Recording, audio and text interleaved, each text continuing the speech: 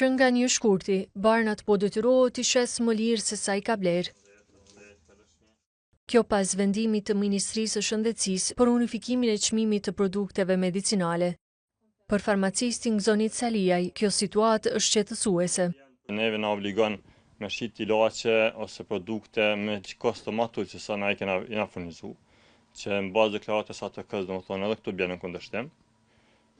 Këto domethënë janë dy prej arsyeve që na janë në formën e ngashme. Madje sipas tij, ligji I ri është në kundërshtim me ligjin aktual.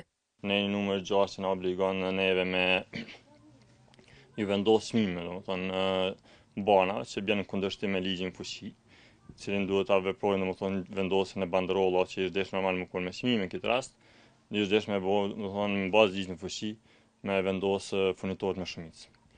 E nga Oda e farmacistëve të Kosovës ka një kërkesë për institucionet.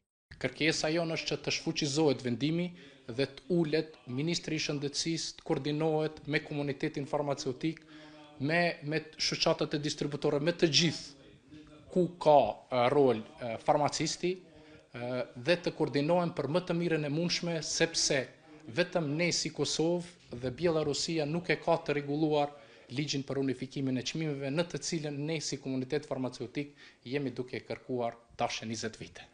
Edhe shoqata e distributorëve të produkteve farmaceutike dhe medicinale të Kosovës ka shprehur shqetësime lidhur me afatin e zbatimit të listës zyrtare të çmimit të barnave. Ata kanë kërkuar të mos preket stoku aktual I barnave dhe të zgjatet periudha hyrjes në fuqi të çmimeve të reja.